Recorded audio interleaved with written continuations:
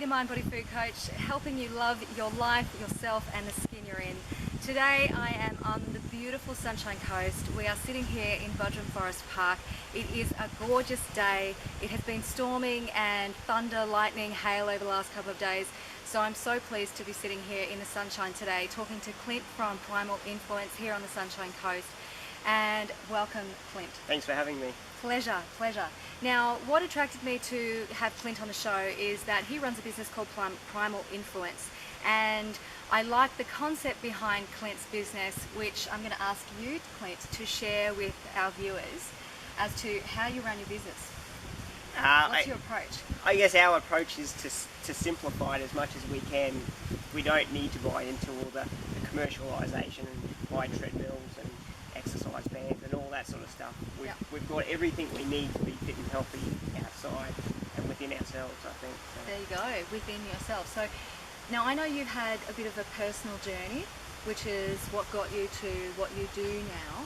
So would you mind sharing that with our viewers, because there's probably quite a few people out there who have gone on a similar journey to you, or who have perhaps, or who are perhaps still struggling on their personal journey.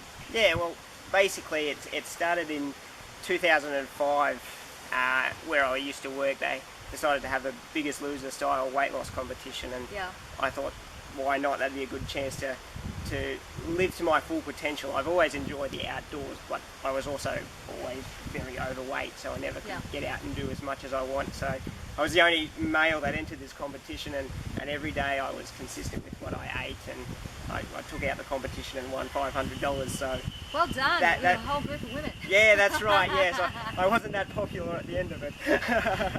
But how did you feel at the end of it though? Yeah, it was good. It gave me the motivation. So with the prize money, I went out and bought running shoes and a bike and things like that. So it got me onto the next stage of my journey, which was to become a personal trainer and share and help inspire people like myself that if I can do it, anybody can do it. So from there, I was the fittest that I had ever been running, because I was running a lot of kilometres, but I still wasn't thriving. I was getting up, I was still tired, and always tired, and something just didn't click. And so I started to research a bit more and found out Primal Blueprint and books like that, and started to read from Mark's like Daily Apple. Yeah, Mark's Daily Apple, and things like that started to really resonate with me, that it doesn't have to be so complicated. We should be able to thrive as human beings, and not it shouldn't be a challenge for us. We should wake up feeling good, and the food that we put into our body plays a massive role in that. Absolutely does. Now I exercise less than ever, and I'm fitter and stronger than ever, so I must be doing something right. So, well done. Yeah, and it's fun too. So with the fun aspect, you like to use the term play. Yeah, absolutely. So what does that mean to you? Well, it's not regimented. I have to do 30 minutes a day, 5 times a week. It's just get out and move your body and explore nature. It doesn't have to be outside. It can be inside. You can set up chairs and furniture and jump and climb and crawl under that. Take kids out and play with the kids and throw the frisbee.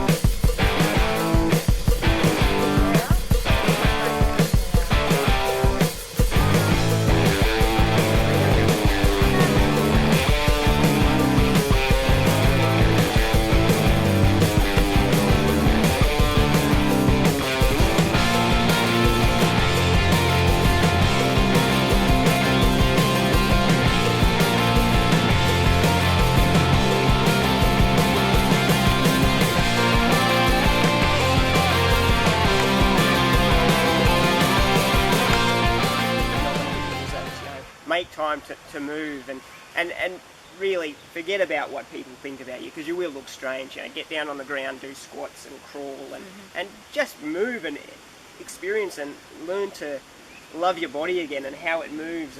And at first it will be hard and difficult, and for myself it's still a experience and journey for myself. I'm not where I want to be, but it's a great journey and I'm enjoying. So make the time, forget about what people say about you, and people will always have an opinion, it really doesn't matter. So. That's the thing, it's their opinion. Exactly right, It's their opinion. But if you keep doing it enough and you'll get the results, that's when people look at you and go, wow, that's what I want. And they're not working out. How come they're not going to the gym for 60 minutes a day and they're stronger than ever and they can run and they can crawl and jump and all that sort of stuff. So make time. That's what it. No excuses. Just make the time to do it. So great. And I have a lot of people who come to my meditation classes, and when they're learning, they're saying, 10 minutes of meditation or building up to 20 minutes of meditation. How often do we waste 10, 20, even longer minutes of the day doing things like surfing the internet, procrastinating, coming up with all kinds of excuses when we could actually just be getting up. Even when you're watching TV, you could be doing some squats when you're watching TV, you can be doing some stretching on the floor. I was actually just standing up there before, and Clint was climbing up the side of the gazebo post just to play, and it looked like so much fun. Bit of nervous energy.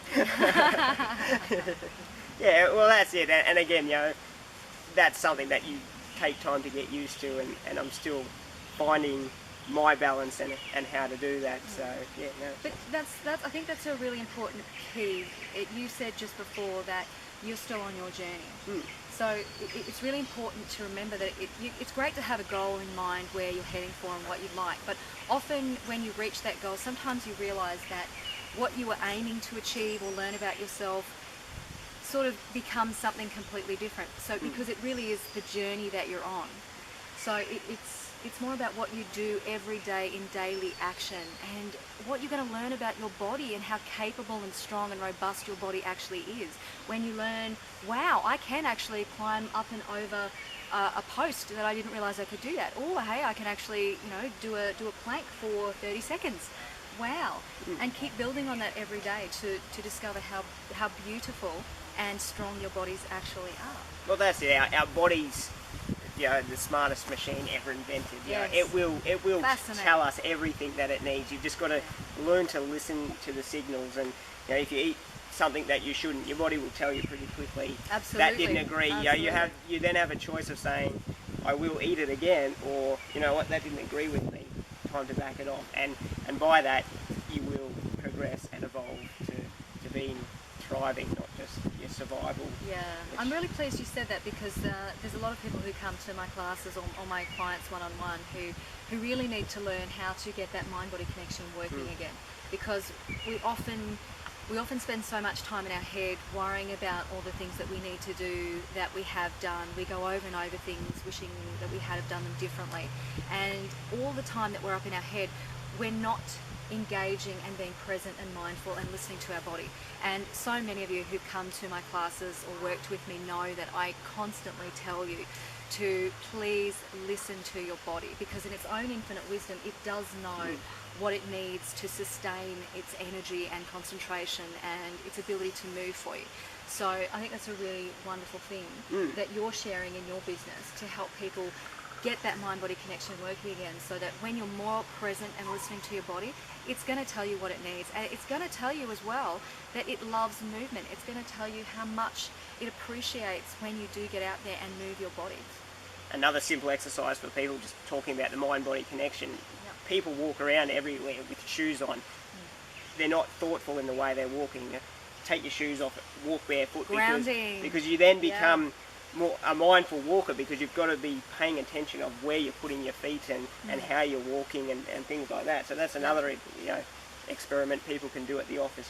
Feel the carpet and feel the grass. People don't get the grounding enough, and as you know, grounding is a pretty powerful healing tool being as connected well. to the earth.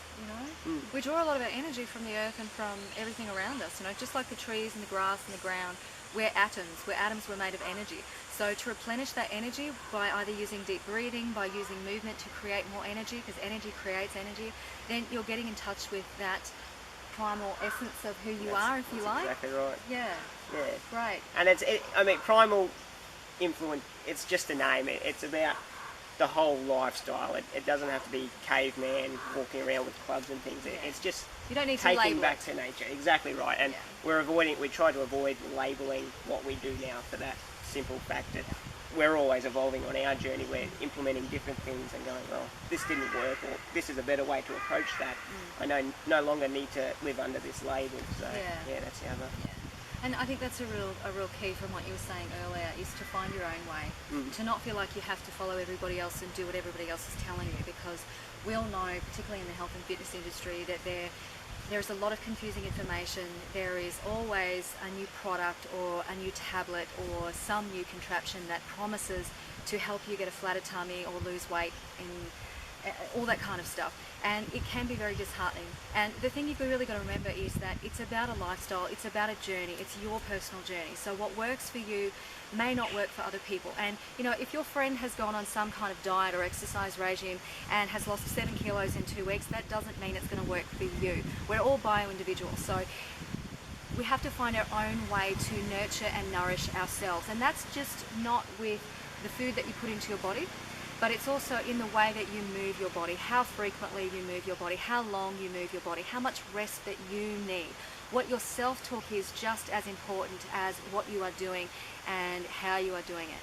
So I'm really pleased that you come on today and share this with everyone. Is there any lasting piece of information or advice that you'd like to share with the viewers, particularly those people who perhaps do still have a little bit of weight on them in a place where you used to be? I think, what would you say? Be true to yourself. Don't follow everybody's advice, because if you follow everybody's advice, you'll never listen to your own. So it's your own journey. So really take that step and listen to what your body does. Log things if you have to, if that works for you. Write down and take steps to listen to what your body's telling you. You know, the meditation, the movement, and it's not a race. You know, you didn't get overweight overnight. That's right. You're not going to wake up and go, oh my god, I'm skinny. It's a long process, and enjoy the process as well. Yeah, you've got to enjoy the process, because you won't take it for granted. It'll be a memory of, I remember when I was 50 kilos overweight. It's character building. So absolutely. Stick with it. That's the main thing. It is worth it. It really is. What I like to remind my clients of is that it's important to stop and look back. It's important to stop and look back just long enough to realize, wow, I was there and now I'm here. Look how far I've come. Look what skills and strengths I've overcome and learnt and acquired along the way.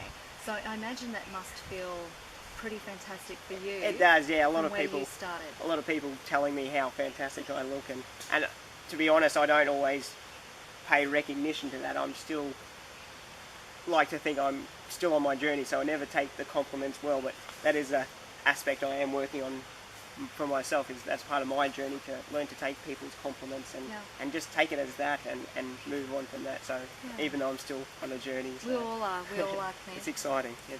Excellent. Well, thank you very much for joining me today. Thanks for having me. My pleasure.